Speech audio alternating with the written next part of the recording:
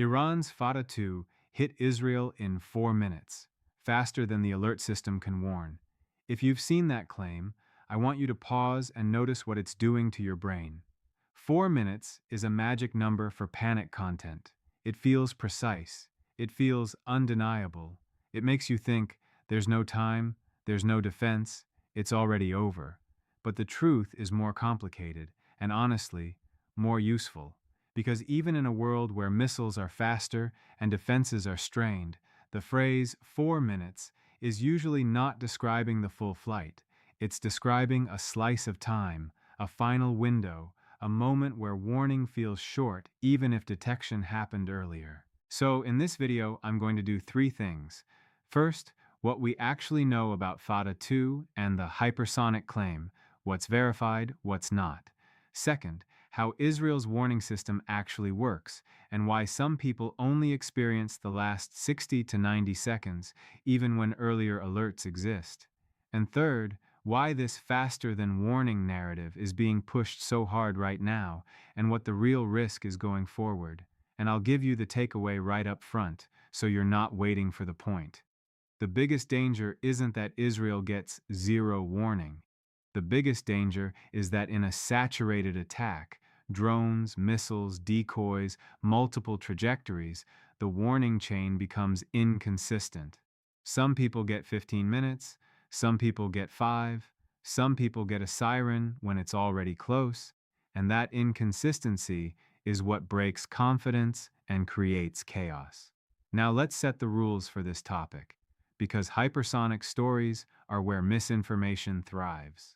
Every time you see a headline like Fattah-2 hit in 4 minutes, you need to sort it into three buckets in your head: what's confirmed, what's claimed, what's being sold, because the internet blends all three on purpose. Confirmed: Iran has claimed to use advanced missiles in its strikes, and reporting has covered Iran's hypersonic messaging for months.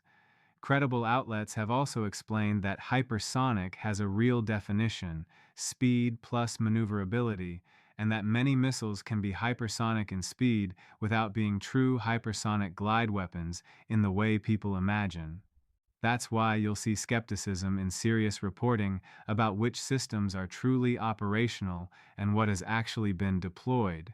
Claimed that Fattah-2 specifically is the thing that hit, and that it did it in exactly 4 minutes, and that it's too fast for warning. Sold. The emotional conclusion: Israel's defenses are pointless, the alert system is useless, this changes everything overnight, and everyone is helpless. Now, what do we actually know about Fattah-2? Fattah-2 was unveiled by Iran as a hypersonic system, generally described as involving a hypersonic glide vehicle concept, meaning it's not just a ballistic arc with a simple re-entry body, but something intended to maneuver in the atmosphere in a way that complicates interception. But here's the key: public claims about new missile types, especially in wartime, are not the same thing as independent confirmation. Even the Associated Press has repeatedly pointed out this tension.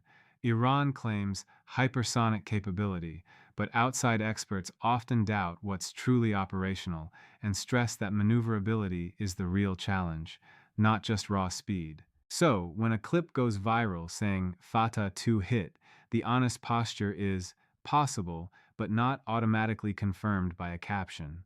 And that brings us to the 4 minutes part. Let's talk about physics in a way that doesn't require you to be a missile engineer. Iran to Israel is not a short distance, and long-range ballistic flight times, depending on launch point, trajectory, and missile type, are typically measured in more than a few minutes, often closer to around 10 minutes give or take, not 4, for a full end-to-end flight from deep inside Iran to central Israel.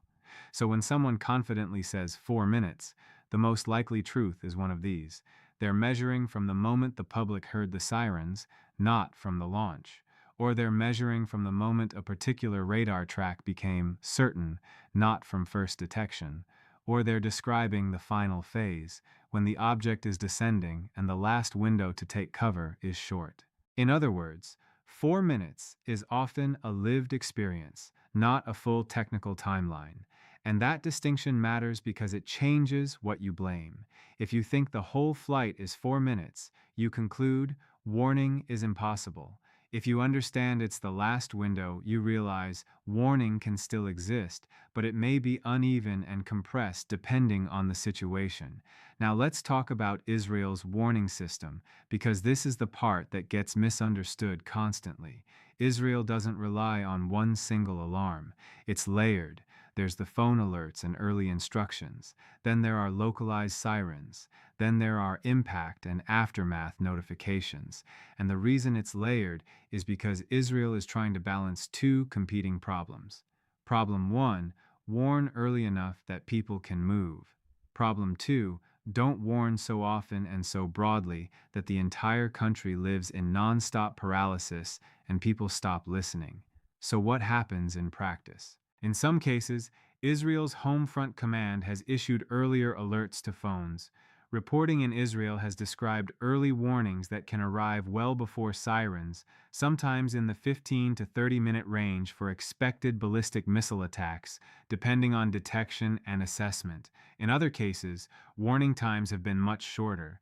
There has been reporting describing situations where Israelis had only about 60 to 90 seconds from siren to cover in certain attacks, which is terrifyingly short if you're caught in the wrong place at the wrong time.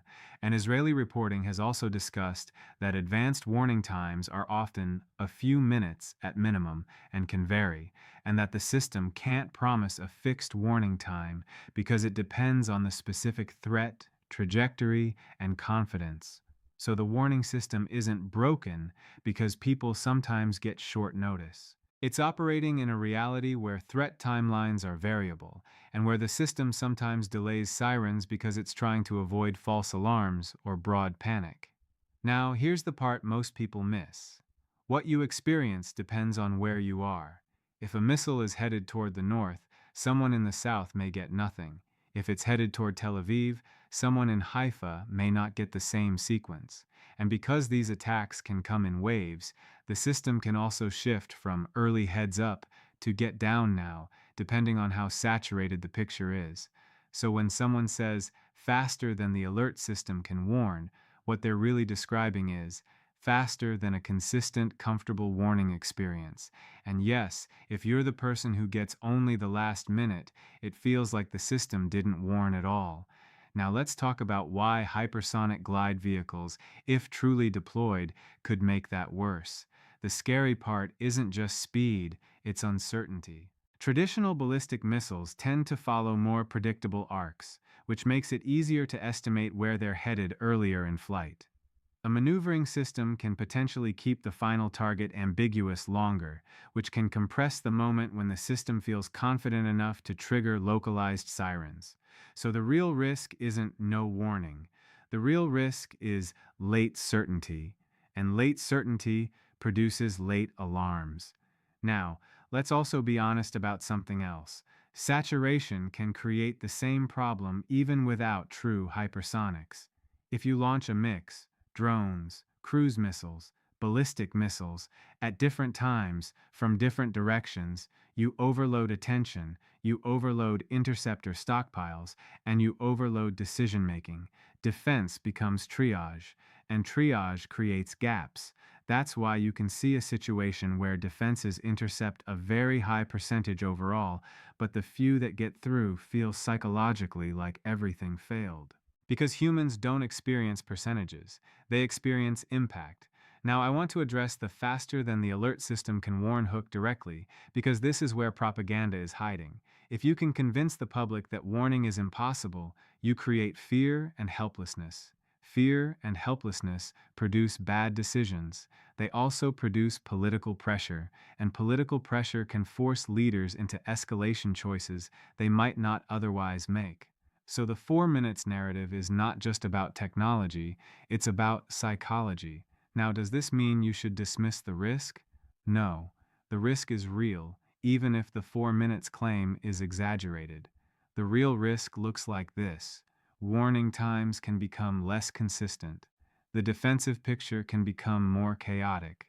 Interception success can remain high while public confidence drops, because the few penetrations dominate attention. And the attack defense cycle can accelerate, meaning people live under repeated decision windows where they have to move fast, multiple times a night. That's how societies get exhausted. Now, here's a quick pattern break, because I want you to lock this in. The goal of a missile campaign isn't always to destroy everything. Sometimes the goal is to destroy normal life, to create a rhythm of sirens, to create missed sleep, to create hesitation, to create the feeling that nowhere is safe. And hypersonic branding, whether fully accurate or not, amplifies that effect. Now let's do the part that actually helps you going forward. What should you watch for? Because if you only watch viral clips, you'll get emotionally dragged around.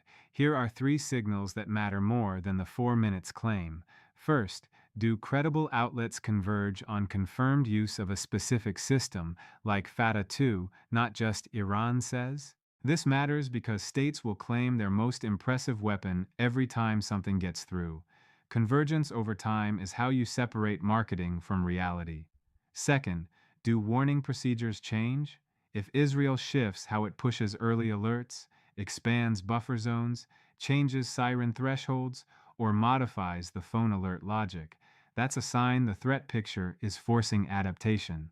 Third, do we see a pattern of impacts that suggests maneuvering and unpredictability, not just volume? Because volume can produce leakage. Maneuverability can produce late certainty. Both are dangerous, but they're different problems. Now, let's talk about the part people don't like, the uncomfortable truth. Even if you had a perfect detection system, you cannot give everyone a comfortable warning every time. If the goal is warn only when highly confident, sometimes you warn late. If the goal is warn early even with uncertainty, you warn more often and you risk false alarms and fatigue. There is no perfect option, there is only trade off. So when someone says the alert system can't warn, they're usually taking a real trade off and selling it as total failure. Now, I want to land this with a clean, honest conclusion you can repeat without spreading misinformation. Iran's Fattah-2 in 4 minutes story is likely being exaggerated in the way it's circulating online. Full flight times from Iran to Israel are generally longer than 4 minutes, and a lot of what people experience as 4 minutes is the last phase, from siren to impact or from final confirmation to impact, especially in saturated attack environments. Israel's alert system is layered, and warning times can vary widely. Sometimes there can be earlier phone alerts, sometimes there may be only a minute or two once sirens sound, and that variability gets worse when the threat picture is dense. So the real story isn't warning is impossible. The real story is the window is getting tighter, the uncertainty is getting higher, and the psychological burden is getting heavier. Now I want your take. Do you think the bigger danger is the missile technology itself, or the way repeated short warning nights exhaust a population and pressure leaders into escalation decisions? Drop your answer.